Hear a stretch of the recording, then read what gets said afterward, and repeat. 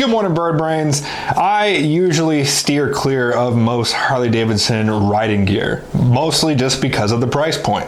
But from time to time, they do release a product that is within the normal price range that boasts some pretty good quality, like their rain suits, for example. So when they reached out to me to review their new riding sneakers, I was intrigued. Let's get into it.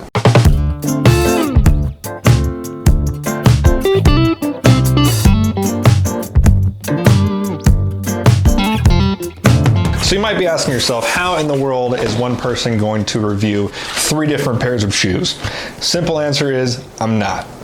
So I will be taking these Vardones here. I don't know if that's actually how you pronounce it. It's Vardones, V-A-R-D-O-N.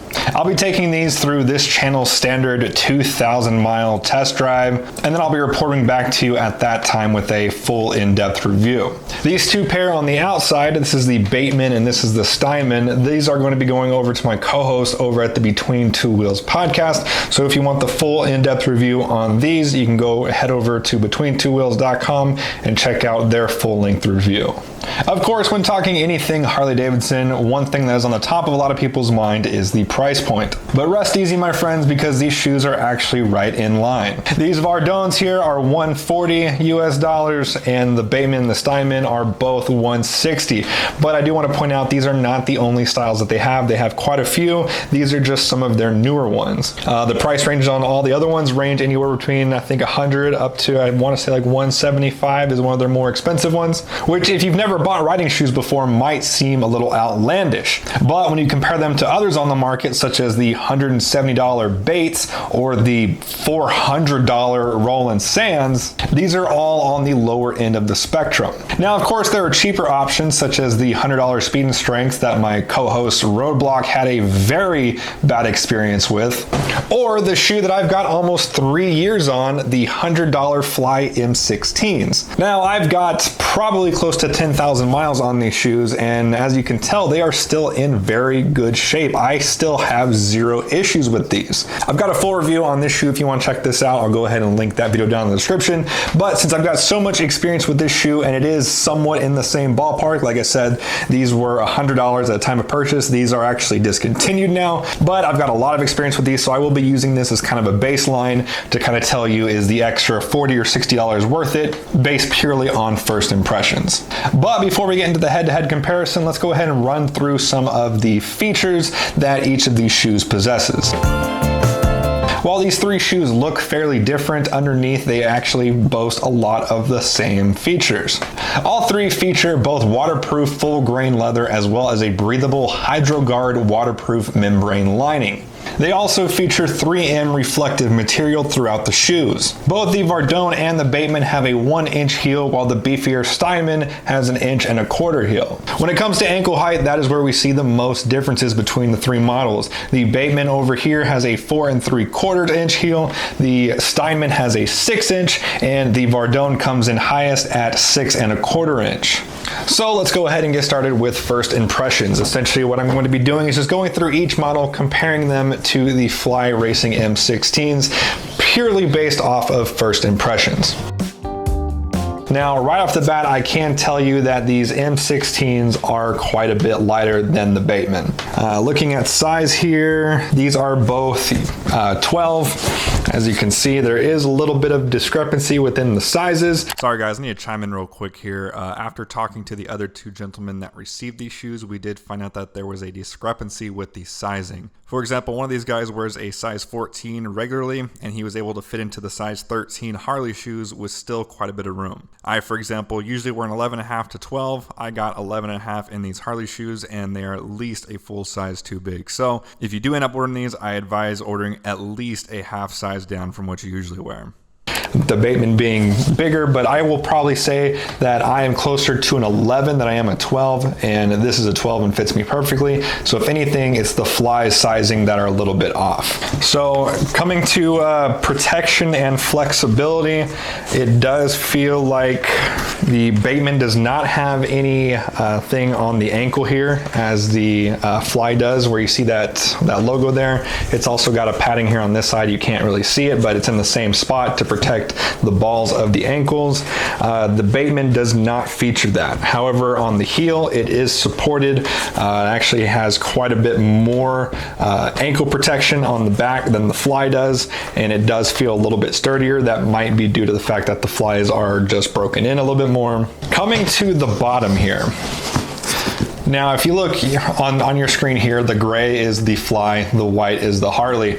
You can tell they have quite a different pattern. And all of the Harleys that I've seen, I believe, yes, all Harley shoes have this same bottom to it. I don't know how this is going to grip. This is pretty flat, especially compared to what you see over here. This is very close to like the bottom of, like, say, for example, Vans or other skate shoes. Down the heel, pretty much the same exact texture as up front. So kind of curious to see how that's going to work out, but that's just going to be something that we'll have to test. Working my way around the shoe, down the sides, they feel very similar. Up to the toe, the Harley is definitely more protected on the toe than the Fly is. Once again, that might just come down to one being broken and one not being broken, but I doubt it. The Harley toe definitely feels quite a bit more sturdy than the Flies over here.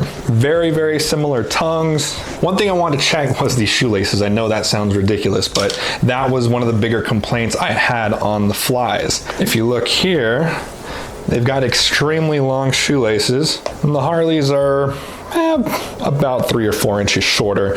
But with these being high top shoes, you're going to need those extra laces because, you know, you still have to tie them all the way up there on the ankle. So one thing I also want to point out on the Harleys, and I noticed that all of them feature this, is, let me get it up close on the camera here. It's got like this worn, dirty look to it. I didn't really realize that on the internet. Now, these aren't just used. I did go back and look on the internet, and they do have this, you know, pre-worn in look to them. A lot of companies are doing this. I don't know why. I guess it's kind of going that same route as, you know, people buying jeans with holes already in them. I'm not a big fan of it, but it's definitely not a make or break.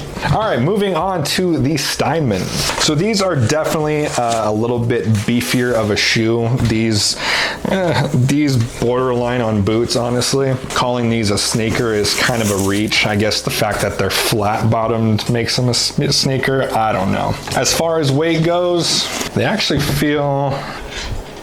Actually, I think the Steinman is lighter than the Bateman, which is surprising to me because this is also a size 13. This is a size 12. As you can see, a little bit of a size difference there, but the materials, I think this is coming in a little bit lighter. That probably has to do with the fact that the material is a little bit thinner, it feels like.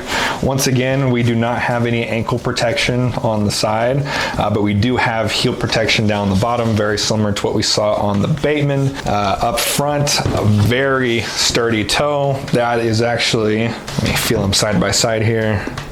No, they're actually about the same to the Bateman, but once again, a very heavily armored toe, definitely better than the Flies here. This one also is one of our taller ankle heights. It comes in at 6 inches, so you can see here quite a bit more ankle protection up the side.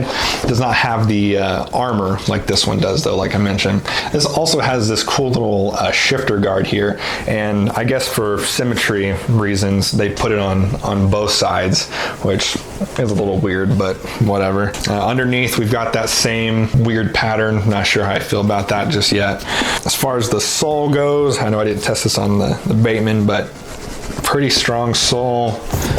Definitely stronger than the Flies, but once again, I think that's going to come down to break-in, which I will mention, if you watch my Fly video, that was my biggest complaint on this shoe. It was about the first 2 or 3 times I wore this shoe, it was hell. The break-in period on these shoes was terrible, so I'm not sure what to expect with these, probably something very similar, but as of right now, the sole is definitely thicker and stronger than the Flies. All right, last but certainly not least is going to be the Vardones. Like I mentioned earlier, this is the shoe that I will be testing. This is also our tallest shoe at 6 1/4 inch height. As you can see, it goes a little bit higher up the ankle there. Also, in case you're wondering, this little waterproof thing does come off. You just have to run the laces through it. It's orange and kind of distracting, so I made sure that was a thing before getting these. All right, so material-wise, this shoe is quite a bit different from the other two that we've looked at. Coming up close here, you can see this is kind of like a textured leather right here. This is more of a different type of textured leather, and then this is almost like a jersey material. And then you got the very minimalist branding here, and these are padded here on the sides. So this model is featuring the same type of ankle ball padding that we have on the flies here, which I don't know if that's a huge deal. I fortunately have never gone down, so I don't know how much of that impacts, but to me, I feel like it would hit quite a bit, so that's something I really focus on looking at shoes. Construction feels extremely similar to the other two we've just looked at. Very sturdy protection back here on the heel and a very strong toe, and the sole also is very strong compared to the flies here. So let's talk about looks here for a second. So as you can tell, these are quite similar. I mean, the colors are different, but the overall style of the shoe is very similar. Like I said, the dirty sole, the worn-in look, I'm not a huge fan of. I think you should, break in your own shoes and make them look worn by wearing them, but not a deal breaker. The reason I am really shocked by these shoes is that the only Harley branding on them is inside the shoe, and then that one little logo that I showed earlier. Outside of that, it looks just like a regular shoe, which that is one of my favorite things about riding shoes, is it looks like you're just wearing shoes. You don't have to, wear boots. If you wear boots all the time, that's fine. I'm not a boots guy. I like wearing shoes. I like wearing sneakers. So being able to have the style and comfort of a shoe, but the protection of a riding shoe or a riding boot, it's a pretty cool combination of the two, I think. Like I said at the beginning of this video, I put everything I test through the ringer. The reason I do that is because I'm not going to give you guys my opinion until I beat the living shit out of it. With that being said, I do not feel confident enough, just based off my first impressions, of saying that this shoe is better than this shoe, but I can't say dollar for dollar they are very similar right off the bat. I guess what I'm trying to say is I'm very excited to try these out. I will be wearing these for the Lone Star Rally coming up at the end of this month, and then for another 1,500 miles after that. So be sure to subscribe to the channel so you don't miss out on those videos. If you're interested in any of these shoes, I'll also go ahead and include a link down in the description for those as well. If you liked this video, go and hit that like button. Thank you for watching. I'll see you guys next time.